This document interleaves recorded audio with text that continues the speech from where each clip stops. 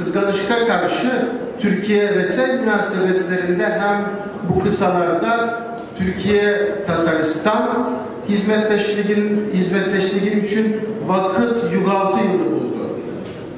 Bizni süyündüren şu, hazır Türkiye bilen Vesey arasındaki münasebetler kızı templar bilen jaylanan.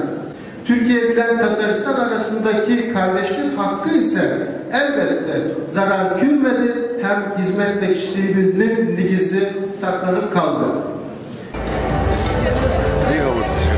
Benim işten karaganda bir qaysı mağan aydır buldu. Anda şikni çıkkaş, alar anda aytiganda o samolyotı verip sürgenler iken, anda bir Türkiye'nin gayıplep de bulmuyor. Alarının kuşulgan, bu harbiylerinin sakçıları, samolyotları onu buzalar iken indi bunda.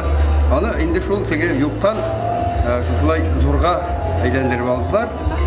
Anda indi min dayanış kadro siktirip anlatıp siktirmegenler deyip sanayım ben bana.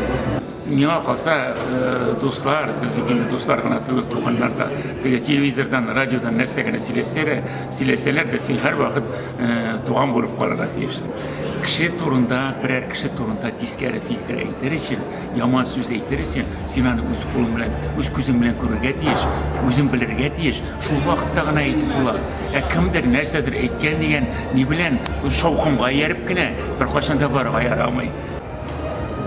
Biz bir nüşkünleştirdik, artık şolamadık, göstermedik özümüzün işini.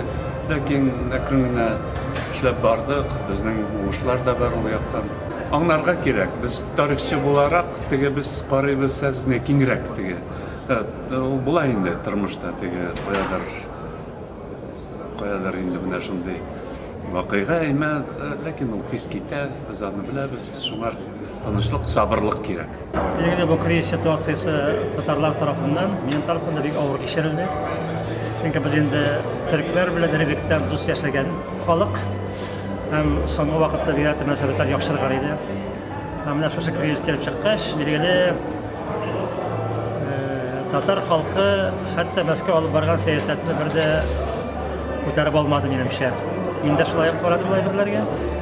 Ara buzilgandan so'ng men umid etam, bekerakda yaqin ayır Tatariston bilan Türk jamiyati. Chunki Tataristonning bek tilagi bor ishlarga qatabada Turkiya bilan. Hem biz eng og'ir vaqtda da Türk munosabatni uzmadik. Tataristonda Türk kompaniyalar da qoldi, lekin Egyptlar da uzilmadi. Şuna göre situatsiya yaxshilab boshlagach, bizga uni ko'tarib olishga kerak deb o'ylayman.